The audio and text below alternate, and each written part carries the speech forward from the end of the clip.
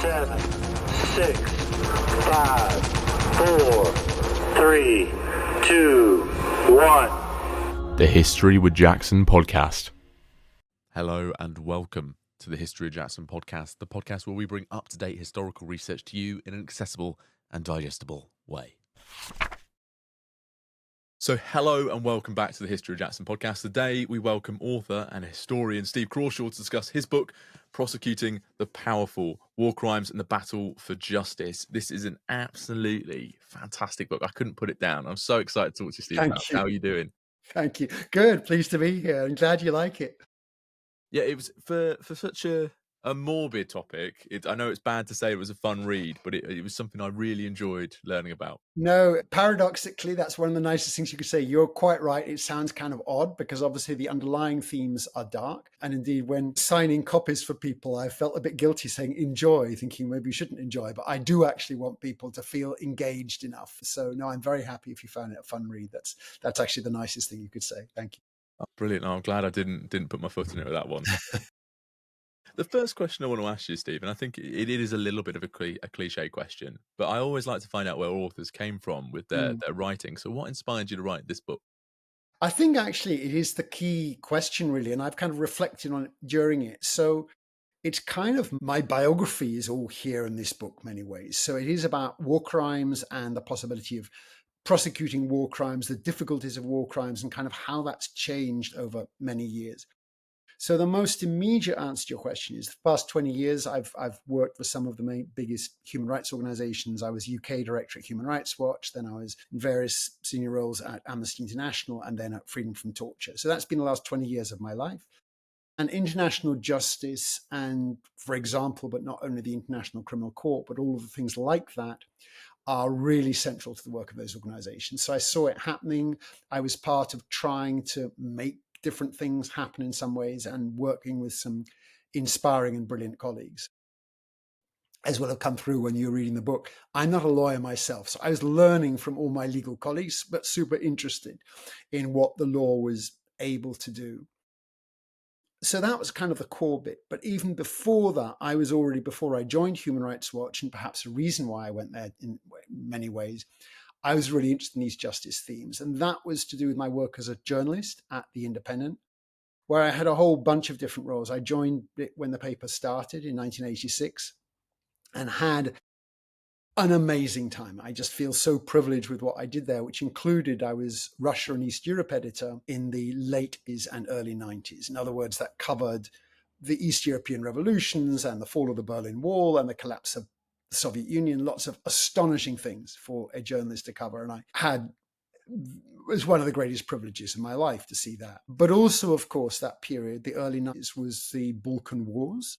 And I interviewed the Serb leader, Slobodan Milosevic at that time, Radovan Karadzic, the Bosnian Serb leader, all of these dark war criminals. We knew it at the time, but it's now, if you like, official in the meantime. And I was very interested by the lack of possibilities initially for them being held to account, but later it grew. So there was the Yugoslavia Tribunal, to give it its full name, the International Criminal Tribunal for the former Yugoslavia. That was created in 1993 after the Rwanda genocide. There was a Rwanda tribunal. And I was super interested in that when I was at The Independent. It was a bit of to be honest, a niche theme, but I was grateful that my editors made it a magazine cover story when a photographer colleague and I went and spent time at the Hague Tribunal, which was really not seen as a very front page thing in those days, but I found it incredibly interesting, the hard work they were doing and seeing the files that was waiting for Milosevic. And then Milosevic was delivered there and died behind bars, but he was delivered there just a few months after my visit. So those two bits really sum it up. And if I'm allowed a third element, before all of that came along, I was living in Poland. I'd studied Russian and German. So those two countries are of great interest to me. And of course, they are very, very relevant on the war crimes themes, both historically and today. But after living in Russia as a student, I went to live in Poland. And I was unbelievably lucky to be living there in 1980, where a movement called Solidarity, which is now largely forgotten. You as a historian, I'm sure, are aware of it, and older listeners will absolutely be aware. But younger people are often less aware. Everyone knows about the Berlin Wall and those kind of things, and Mikhail Gorbachev, the Soviet leader.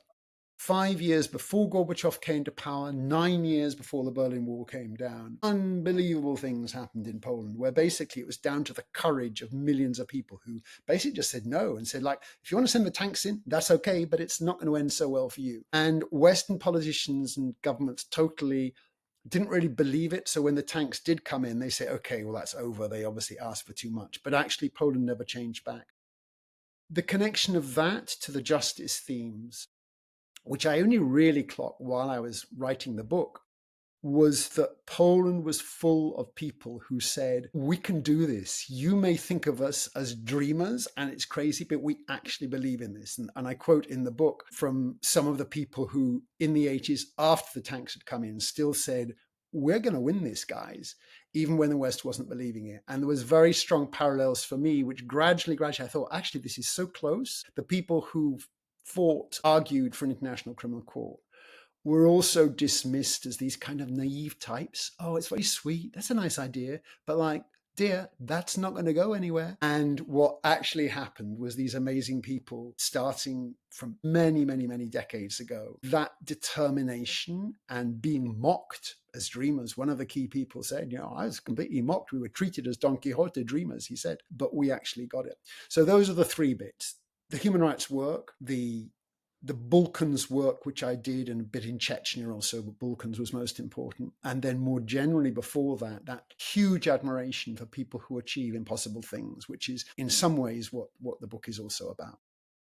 And it's really great how you've been able to tie together your experiences, and you can see or read throughout the book that you felt incredibly privileged to be there for those moments and to cover it. But I think, you had so many ideas there that I want to expand upon. Right. But I think before we do that, we have to kind of define what a war crime Sure. is. So would you mind letting us know what they are and how we define them as an international community? Yeah. So we often, it's instinctive to think, and I think we're quite right to think, we wish there would be no wars at all. And that, of course, would be the perfect version. And then people simply wouldn't be killed in this way.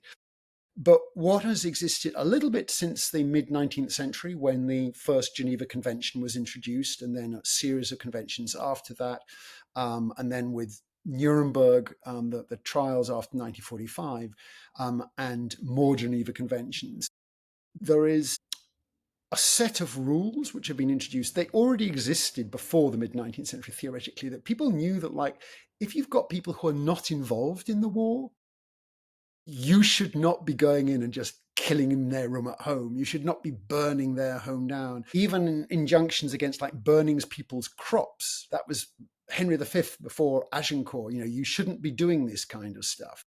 And that's been there for a very long time.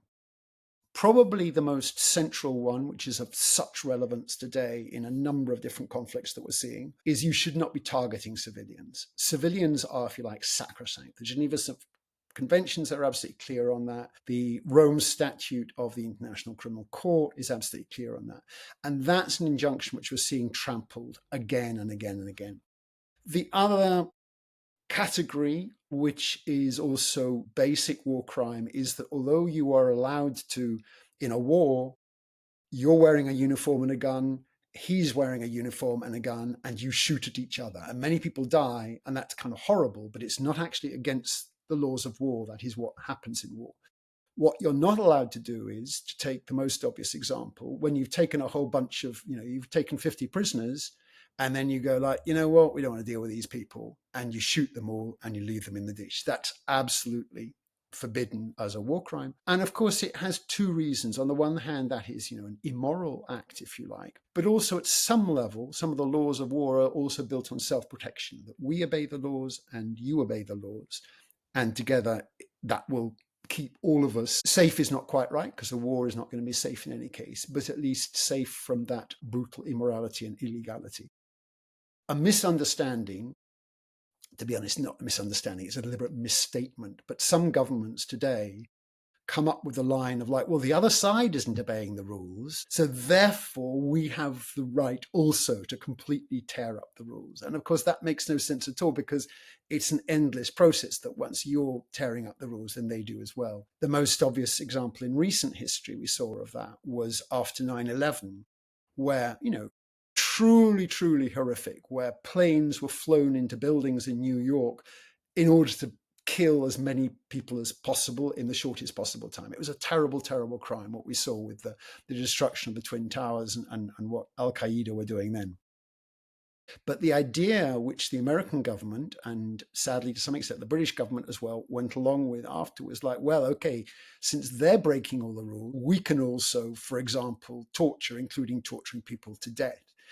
And the idea that that was actually going to make you say, quite apart from the immorality and illegality of that, the idea that that was making anybody more safe was, of course, for the birds. It was complete nonsense. And I'm glad to say, I think that lesson has been learned, at least a bit, but perhaps not sufficiently. So that sense of rules apply always, and above all civilians, but also ways of killing different people are banned. There's also bans on different kind of weapons, but that's a slightly more niche in some. Well, that's not that niche. Yeah, but those are the kind of broad areas.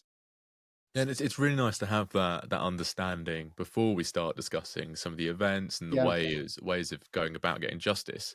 But there was an idea that I really wanted to touch upon there as you were talking about America and the UK. There seems to be an almost hesitance in acknowledging acts by Western democratic states as war crimes as opposed to non-democratic states who aren't based in the West. Why is this something that has kind of emerged?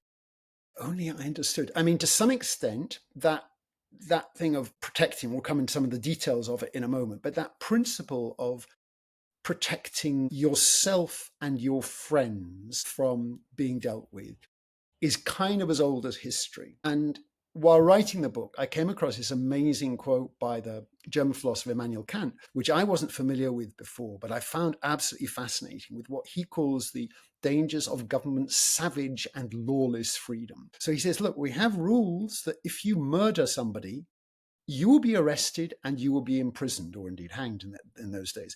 If you steal from your neighbor, you will be punished for that. There's a set of codes. How can it be that governments can trample over all the moral codes that we have, which is why the criminal code is put in place, if you like, in order to buttress the moral code? How can it be that governments can do that? And he said, we need process to constrain what he called that savage and lawless freedom. And I realize that that's exactly the problem that we see today. Most obviously, the United States treasures its savage and lawless freedom. It believes as long as we can do everything, then nothing else really matters. But it's not the only one. And I describe in the book, again, only as I was writing, that 50 years after 1945, after Nuremberg, very little happened in terms of justice. So crimes just kind of continued. And it was only with the 90s, with after the Berlin Wall came down and Yugoslavia, Rwanda, and so on, as described, that more international justice came in. But I realized this wasn't an empty space. You actually had all four prosecuting powers at Nuremberg. In other words, that's Russia, Soviet Union, France, Britain, and the United States, all committed really, really serious crimes of their own in Algeria, in Vietnam, and so on and so forth. And that protecting, of course, it didn't make anybody safer. I mean, of course, that is pulling everything out to make things fall apart, basically. And so what we see today, which again became a much stronger theme while I was writing the book, it was already at the back of my mind. But when I started writing the book, I started thinking about the book before the Ukraine war existed. And I was looking at some of the other developments, which are really interesting, about how more accountability is now possible, including a senior Syrian torturer, senior Assad torturer, received a life sentence in Germany just as I was starting to think about the book, which couldn't have happened only a few years ago. But then came the Ukraine war. So that was obviously going to be central. And then it was clear I was going to need to go to Ukraine to see what was happening. And it wasn't just about the crimes, which is not really the theme of my book. It's not the crimes, it's about addressing the crimes. So I was looking at the various amazing groups which do amazing things in Ukraine. So I came back home from my last trip to Ukraine in October 2023 and thought, okay, I now roll up my sleeves. I've got what I need. I've got the historic stuff. I've got the recent stuff. I've got Ukraine. I'm starting to write.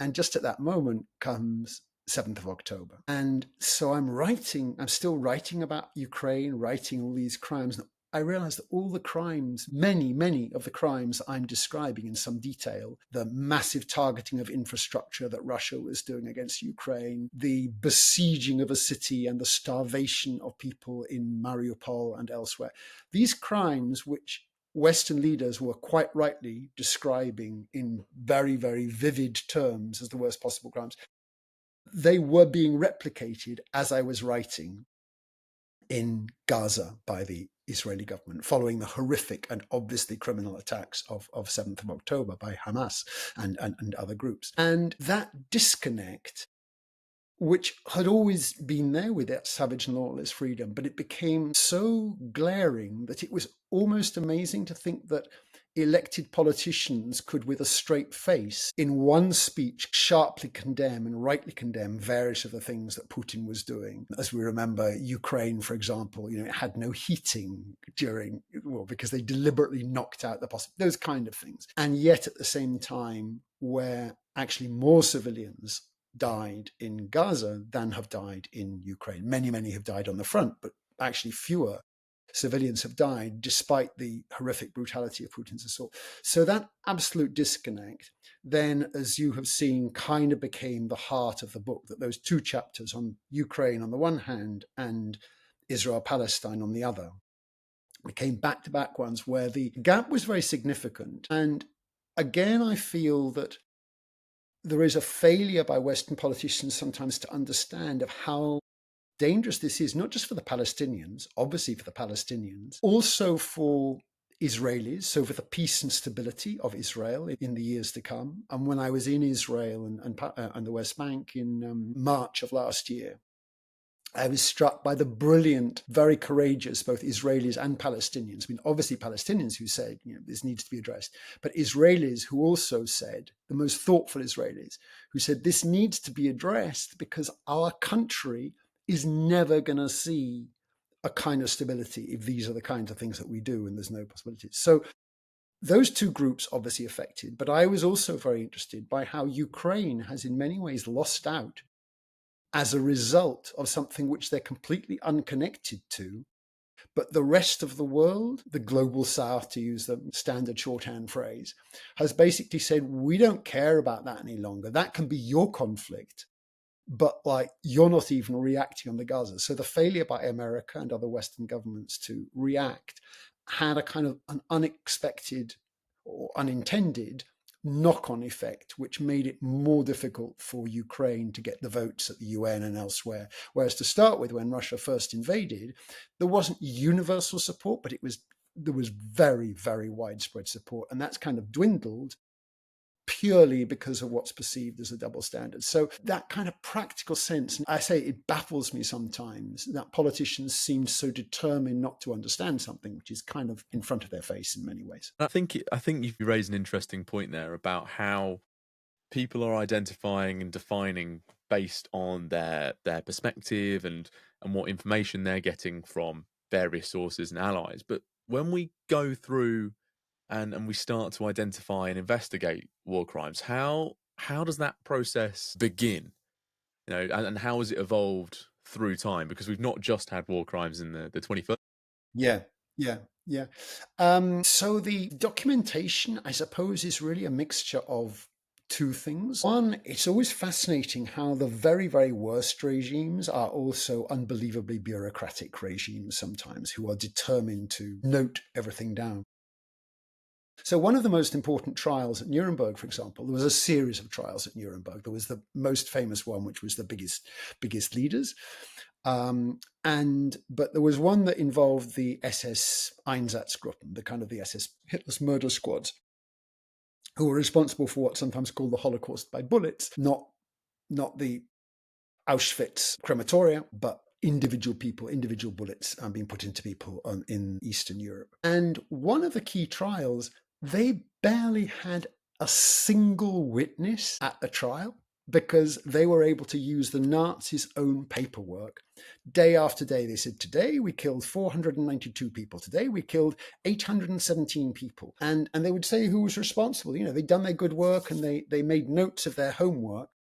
And that homework, which survived because of the retreat, was so chaotic. Sometimes they would try to destroy, but broadly, a lot of that survived. And they were able to get that. So that remains the key today. And on Syria, for example, which seemed until so very, very recently was going to be almost unpunishable, but a very brilliant organization called CIJA, for the Commission for Finding Accountability, they managed to smuggle out with enormous risk, very, very brave Syrians who did this. God, they would have immediately been killed if they'd been found.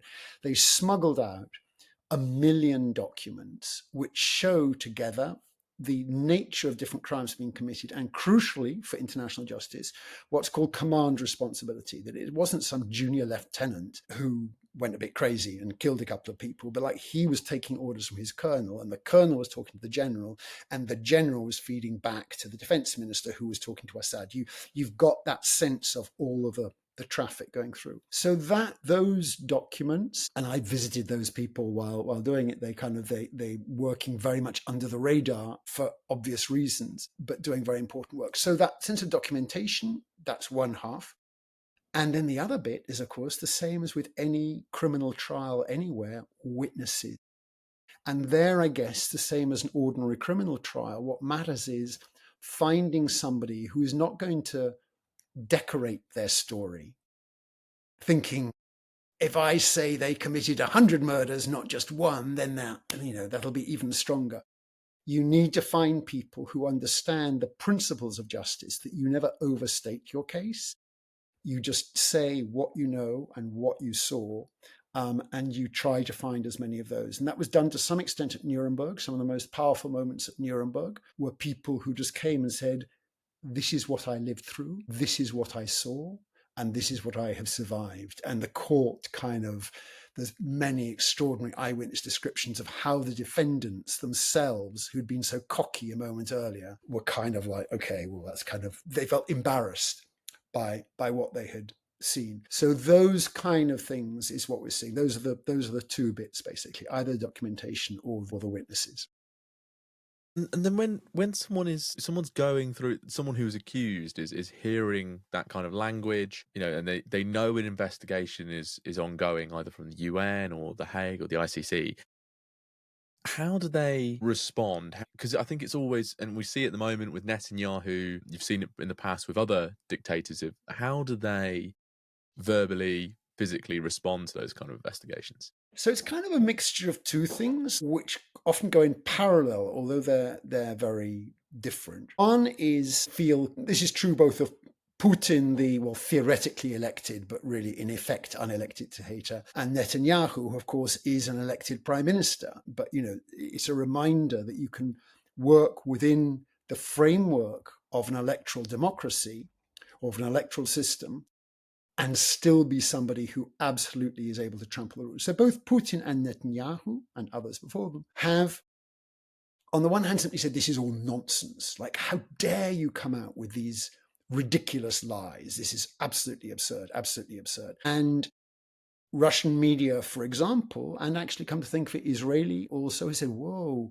this is very dangerous. This is very dangerous to us. How dare this court be doing these things? And so the Russian prosecutors, for example, issued a kind of revenge arrest warrant against Karim Khan, the chief prosecutor of the International Criminal Court, for, I can't remember how they defined it, but basically for the crime of a clearly willfully false accusation against the government leader. It's like turned it back on him. And to some extent, both pro-government Israeli media, but also troublingly, US and other politicians have done the same with the International Criminal Court, have said, you are the problem. By daring to look at crimes, alleged crimes, investigating crimes, you are the problem.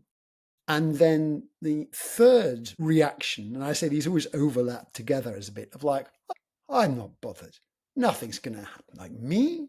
That would never happen. And I had a small early taste of that myself with Slobodan Milosevic, the Serb president, when I asked him, this was before the Yugoslavia Tribunal had been created, but people were just beginning to talk about the possibility. It was in 1992, a few months after the Bosnia War had begun, which I was covering as a journalist. So I was freshly back from Sarajevo in Bosnia when I was talking to him. He was in London at a conference, which was alleged supposed to be a peace conference, and of course was nothing of the kind. So I said to him, might you find yourself, first I said, what do you think about this war crimes tribunal? He said, yes, very good idea, of course. And I said, well, what about, Serbs committing war crimes? And he said, if that happens, any Serb should be held to account if they've committed war crimes. Okay. And then I say, which was a pretty obvious question, was like, what about you? Might you be like, me? I am for peace. So he was he had no reason to fear. And for a number of years after that, he had no reason to fear because the tribunal had no real teeth. And I think that senior leaders, perhaps junior ones as well, but definitely the ones at the top, take it for granted that they're kind of untouchable. And we see this again and again. So you see people mocking those who've done it. And to be fair, looking at both Netanyahu, who an arrest warrant has now been issued by the International Criminal Court, Putin, an arrest warrant has been issued, Assad, for complicated reasons to do with the court, there isn't one there, but there are warrants for him in other courts around the world, let alone, of course, in Syria himself. If he set foot in Damascus, he would absolutely find himself in handcuffs. So they are all quote unquote safe at the moment. Assad and Putin both in Moscow, Netanyahu in Israel. But, and it is quite a big but, none of them can travel now, really. I mean, sorry, Netanyahu can. He can go to America because America is so, the President Trump is so shameless in his laying out a red carpet for somebody who's been indicted. With European travel, much more impossible for Putin, where, he was received at Buckingham Palace in past years. He came, he was like red carpet for Putin, absolutely. That's never going to happen again. And even Netanyahu, the European governments have danced around whether they would or wouldn't arrest him, but it would be quite embarrassing for him to come to Paris or London or Berlin and get the kind of treatment that Donald Trump gave to Netanyahu. So all of those people, they think they're untouchable. And we've seen a number of cases, not just Milosevic, but others, where people said, I'm fine now. And you get overthrown as a leader, but then you go and live in a fancy luxury villa in, south of France or wherever it was. And in the old days, that was, no one was ever going to touch you again. That's changed. People have gone. Charles Taylor, for example, the brutal ruler of Liberia during the worst wars there. He then went to Nigeria and had a very nice fancy villa in southeast Nigeria, but eventually he was delivered up by Nigeria for international justice in ways that he thought couldn't have happened. So that's a long way of answering your question about how do they react. The answer is usually with a mixture of confidence and indignation and who cares anyway. And each of those, I think, is sometimes confronted. Not always, of course. Sometimes they will die peacefully, but you can't ever, Putin will not be able to live comfortably till the end of his life, for sure, in terms of what might happen. And I think that's an interesting point. Some of them not being able to live comfortably for the rest of their life. And you mentioned in your book, it's not always leaders being accused of war crimes. So when you have so many people within the regimes being accused and being investigated and being indicted and arrest warrants out for them, how do these investigators get to them and deliver them to the courts? Because there's so many moving parts of having to work within the UN frame, within the nations frames. How does that kind of happen? And how do some people try and avoid capture as well? So the senior leaders obviously are identifiable. So they have to go somewhere where they are comfortable. They will never be found. And they may or may not be right. So if, for example, there's a change of government in Russia, I'm not saying it's a given that the new Russian authorities would hand Putin over, but it's certainly not. I mean, that's what happened with Milosevic, for example. There was a change of government. He had genuinely won elections before. He'd become less and less popular. And the new Serb government said, you know what, we really don't need you. And you're a problem for us here. So the senior leaders basically just have to stay out of the way. But the more junior ones often think that they can reinvent themselves. So either they are under their own name, but claiming that they were always on the side of the angels and they will seek political asylum and hope that no one joins the dots, or indeed they will change their name and try to live anonymously. We've seen cases of both of that. So in the last couple of years, for example, there was a guy who'd been living for years working as a farm laborer or something. I can't quite remember what he was doing, who has now been arrested as one of the most important people involved with the Rwandan genocide. He said, no, it's a wrong ID, not me. And then he said, okay, it is me, and I've been waiting for years for you to come and arrest me. I knew it was going to happen one day. So that's one option. And he's held by the South Africans now, but he will go on trial at some point. Then the other point is where, you arrive somewhere and say, I'm just looking for political asylum. Poor me, I've left this conflict zone. The most remarkable example of that in recent years was the one that I mentioned very briefly a moment ago, this senior torturer in Syria called Anwar Raslan. And he was in a refugee camp in Berlin, and he was spotted there by another Syrian lawyer who ran a legal NGO, who said, I know this guy. Now, actually, the German police, in fact, I think had already got an eye on this guy in any case. But he was there thinking, I'm going to be fine. I'm just saying I'm Mr. Innocent. And actually, what then mattered was, like, you're not Mr. Innocent. He then gets arrested and held. And the hard work of putting together good enough witnesses who can describe what's happening. Again, it's that entitlement which was his undoing in many ways. There's a similar case which had, so that guy, as mentioned, he was in Koblenz in West Germany. He went on trial, and just weeks literally before the invasion of Ukraine was when he was received a life sentence. And then you have the less successful outcomes. So another senior Assad torturer who was responsible for the whole northeast region, the whole Raqqa region. He went to France, sought political asylum. They didn't much like what they were hearing and said, actually, we think this guy has things to answer for. He smelt that the wind wasn't going his way, so he slipped out of France, landed in Vienna, where he was tracked down by the same NGO I mentioned earlier who dealt on Syria, CIJA, who worked out through various quite clever use of social media that he was in Vienna. They went and told the Austrian authorities that you've got a war criminal on your territory. And their hope was that under the principles of what's known as universal jurisdiction, that man would now be arrested. So universal jurisdiction, which most famous, the early example was Augusto Pinochet, the Chilean dictator, who was arrested in London. He'd come here for a bit of shopping, but for back surgery also. He was recovering in hospital. And suddenly, late one evening, British police march in and say, actually, you're arrested. He didn't go on trial here because of a lot of back and forth that happened at that time, including the law lords, the then equivalent of the Supreme Court. He was allowed to go back to Chile. But in Chile, a lot of justice things started happening. He died not yet in jail, but actually still facing potential charges. That early example with Pinochet in 1998 led to many more examples of universal jurisdiction in the years to come. So that sense of being arrested, what I call arrested while traveling, you're in a different place and the people there spot you. That was what CIJA and others thought, okay, that will now happen in Austria. But there again, you get this weird, you can call it pragmatism, or you can call it cynicism, or you can just call it stupidity. But the Austrian government decided this guy was quite useful to them.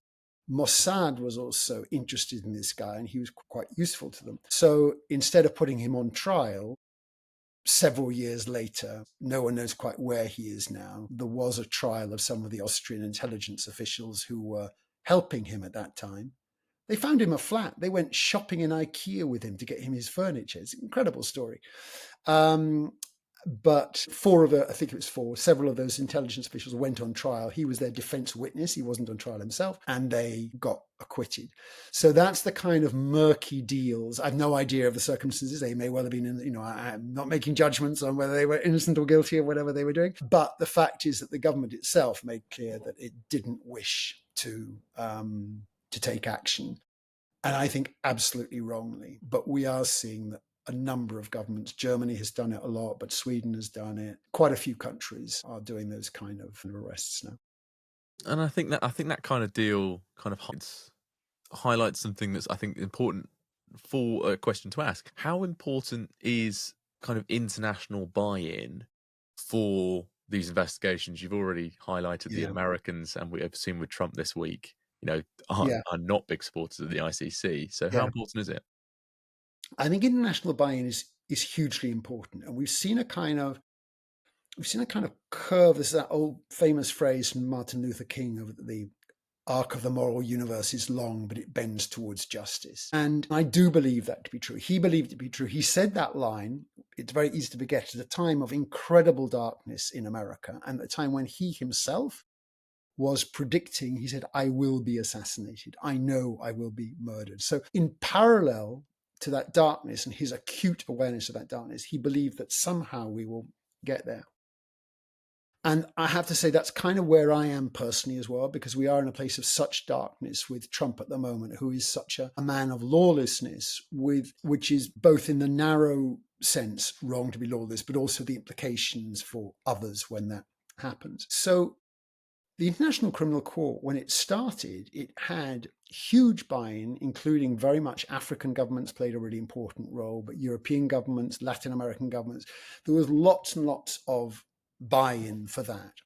Then there was pushback when it was perceived as being quote unquote anti-African, which I think actually was always a false, wrong accusation. One of the main prosecutors, she later became the chief prosecutor, is herself African, Fatou Bensouda, the Gambian former Attorney General. And the reason there were African cases, not say Syria, was because the system was done wrong. It wasn't the court's fault, but the system can only get involved if a country is a member of the court, or if the place where the crimes have been committed is taking place on the territory of a member. So in the case of Ukraine, the fact that Ukraine has supported the court and has accepted the jurisdiction of the court means that those crimes are punishable by the ICC, even though Russia is not. Likewise, in Afghanistan, for example, if Americans don't punish their own war crimes in Afghanistan, if they do, then that's fine, because it only comes into play where the country itself doesn't prosecute. But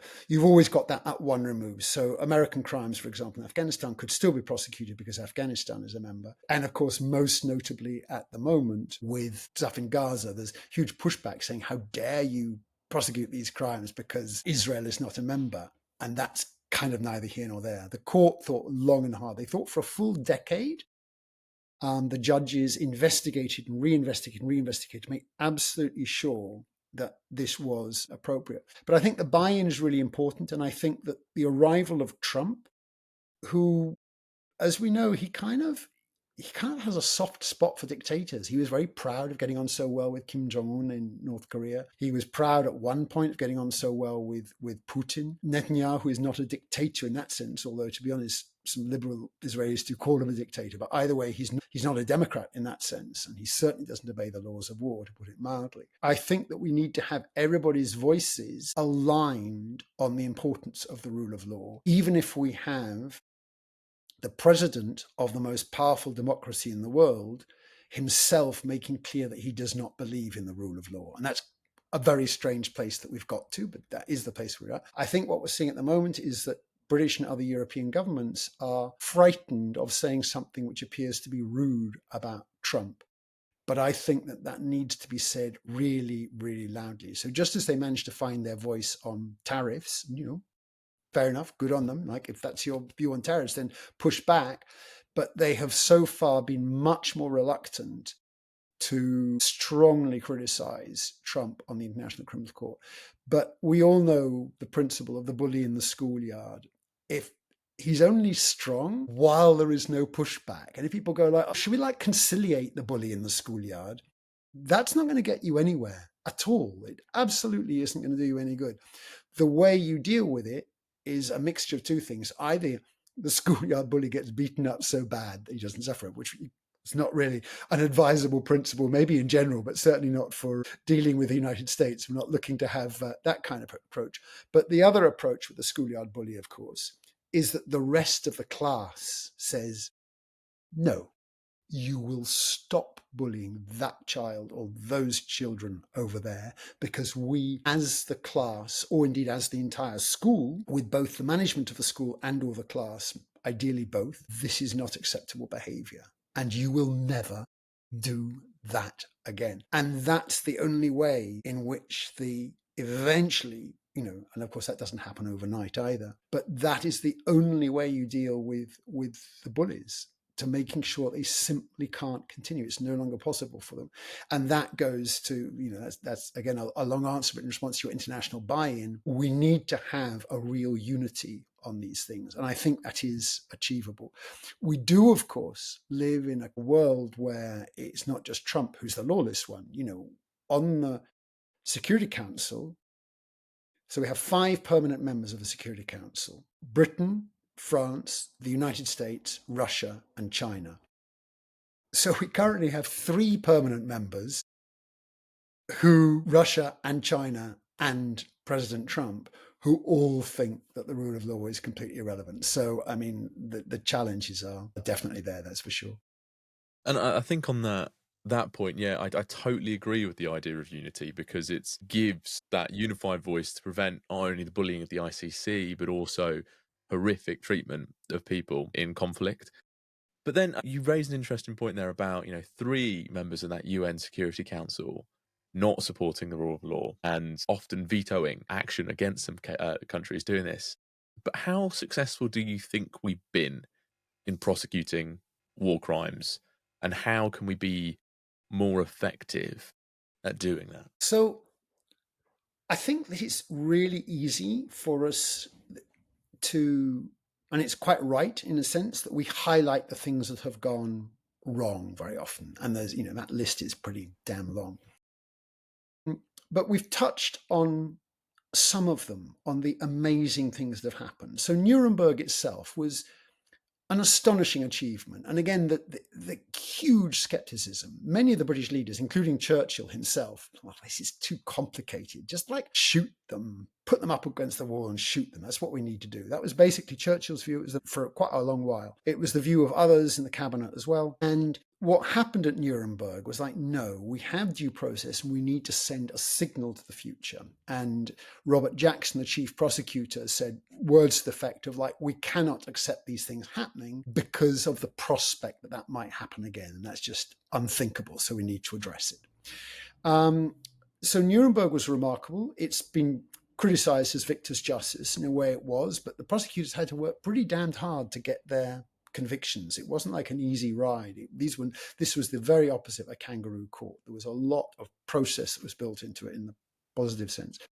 Then, as described, there was kind of nothing. And if the person was your friend, you could do, a whole bunch of horrific things. And we had genocide in Cambodia. We had chemical weapons attacks in Halabja, Saddam in Iraq. All of this didn't matter, because it was you didn't want to be critical of this person or that person. But with those 2 tribunals that we talked about, Rwanda, Yugoslavia, but there are others as well, on Sierra Leone and some other ones as well, and then the International Criminal Court, we have seen people. The Balkans is a good example. All of the 3 main leaders of what happened then: Slobodan Milosevic, the Serb president; Radovan Karadzic, the Bosnian Serb leader; and Ratko Mladic, the Serbian military leader, Bosnian Serb military leader. All 3 of those, it took years for some of the last 2 especially to be brought to account, but eventually they were. And some of those others I've mentioned as well. And I think that I would like to think it's a slow burn, that people believe, and once they believe that something can happen, then of course it becomes more likely that it will happen. When you're going not going to happen, you sit back and it doesn't happen. But I've been struck by the fact that while I've been writing this book, we're surrounded by darkness, but in my narrow world of just writing the book, I'm thinking, wow, I'm impressed by how much war crimes and accountability for war crimes is being discussed. People have not just thrown up their hands and said this is horrible, but The Hague is a phrase that's universally now understood as a place where the worst guys can and should be sent. So Myanmar, for example, Burma is an obvious example. It's still difficult. Sudan, we have some indictments. those are problematic and they're not going through, and the war crimes being committed now are largely being ignored. So lots of problems with that. But there's lots of things which just didn't exist 20 years ago, let alone 30 years ago, let alone 50 years ago. If you think of that, of like building on what you've got and making it a bit better, there's no question that Trump could turn all of this back. And there's absolute no question he would like to turn all of this back. So for me, that's the 2025 question. The question we're now facing, not just this year, to be honest, in the next few years, is can we stop the rollback that Trump would like to introduce? Or even if you allow that in the next 4 years there may be rollback, will there be a revulsion against that that says, that was 4 years of craziness and now we need to go back to normal? But to take just one example, what we talked about a bit, universal jurisdiction, that's multiplied and multiplied and multiplied. There are so many different cases of those now going on, for including people from Islamic State. There's a whole bunch of different categories of crimes that are being punished in that category. And I really welcome that. And of course, above all, the survivors welcome that. Sometimes the role that the survivors have played has been absolutely central to saying, I will have my day in court and you will have your day in court where you will be banged up for life. And that sense, it doesn't bring back the dead, but it gives a kind of closure, both individual and collective, in a very, very important way, I think. And I have huge admiration for the people who've managed to achieve that. No, I totally agree with you on that point. I have huge admiration and respect for those people who make sure they're doing the investigating, reporting, but also standing there and being witnesses and testifying. Yeah. And it's very, very difficult to do. I mean, obviously, it is likely to be quite traumatizing. You have to make your own choice whether you're ready to do it, because to go up there and you will be cross-examined by somebody who's trying to prove that their person is innocent, and that's kind of what due process is about. But that's really hard stuff. You go through the terrible experiences you've had, you have to relive them. And people will say, I know it's going to be really painful, but it is worth doing because, and there's some very powerful examples of that. One that we haven't talked about, for example, but Hissène Habré, the Chadian dictator, sometimes known as Africa's Pinochet.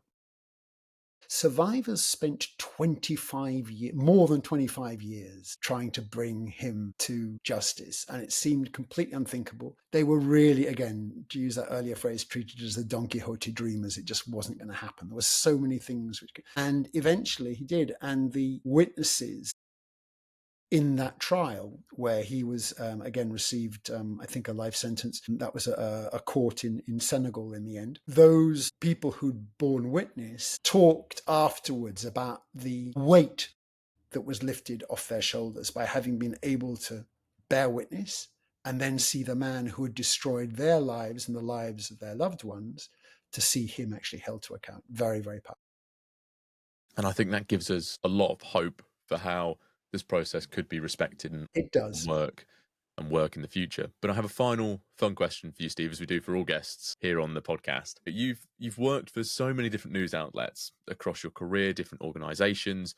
You've interviewed leaders such as Slobodan Milosevic. But what has been the most interesting moment in your career? And I didn't know the question was coming, so but I will give you one. I might cheat and do two, but I'll try and do one which goes back to that sense of courage and hope. And it was an evening that I lived through as a journalist, which gives me goosebumps, actually, even as I begin to describe it again now, in Leipzig in East Germany. So this is the last days of the regime in East Germany, what we now know to be the last days.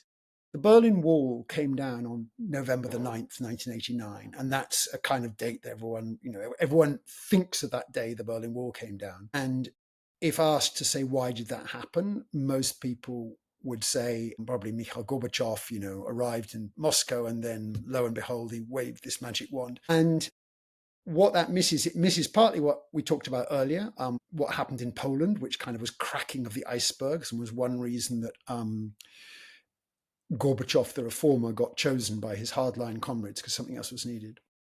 But above all, the story I would tell is of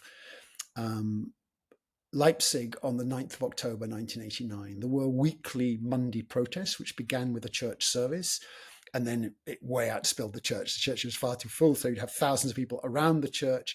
They would then go round the inner ring road, like a 15-minute walk or so, and do that a few times. And those Monday protests, they started with a few hundred people, then it was a few thousand, and week after week, people were being arrested and beaten for those. And the East German regime had had enough. And this was only 4 months after the Tiananmen Square massacre of June 1989, in which hundreds or thousands were killed in Beijing.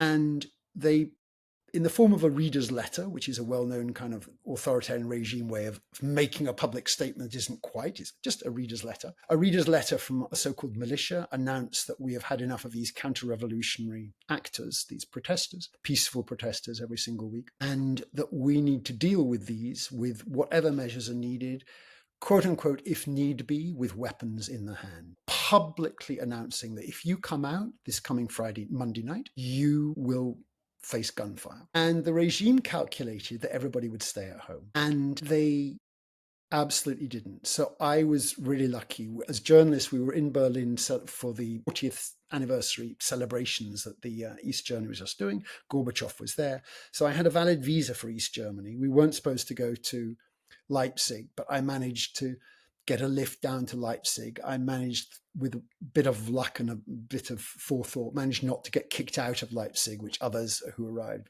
didn't get kicked out till afterwards. Right? So I'm there waiting for, it can go either way. Either I'm going to be there and will witness a repeat of Tiananmen Square on European soil, which looked to be the most likely outcome, and the hospitals had been cleared for the casualties. I saw trucks full of guns. It was like, this was going to be the worst day possible. We already knew the regime was terrible, and they'd made clear that was what they wanted to do. So I kind of nervously chose a place in an archway to the side of the square where I thought, well, I'm not going to be in the line of fire, but that's what I was waiting for. It's like I was going to witness horror, and I would try and report that back. I would try and keep myself safe, and I would try and report that back to my newspaper. And then the demonstration had passed, and the protests went out, and there were about 5 or perhaps even 10 times more people than there'd ever been before. So instead of staying at home, they'd said, that's not us. They came out, and that evening, not only did they not shoot people as everyone had expected, but they didn't even arrest people. They didn't even beat people. They just let people walk. And you can probably hear my voice. I feel emotional even describing that now. It was an astonishing moment. And I often say it was the evening that was so astonishing because nothing happened. That was what made it so astonishing. Just like Sherlock Holmes's dog, what was important was the dog didn't bark.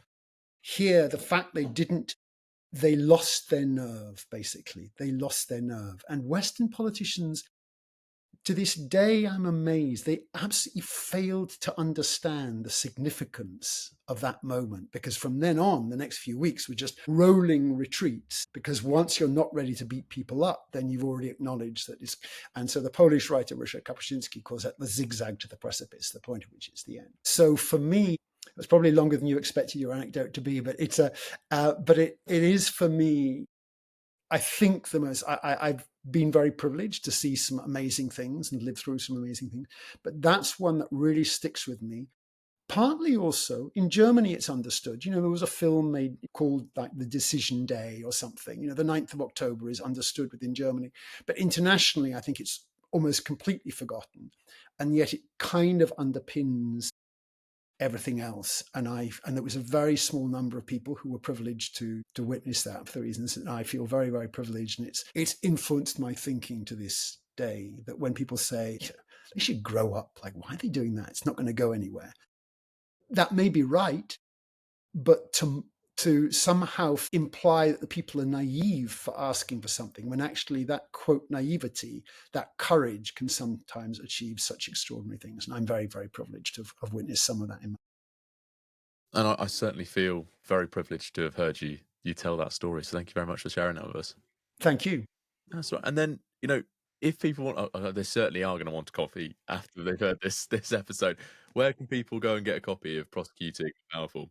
To use that old cliche phrase, in all good bookshops, I hope. So, of course, there are websites that you can go to, but I think I would just leave it because I wouldn't even name check. There are lots of good bookshops. There is the very well-known website, which can easily provide it available.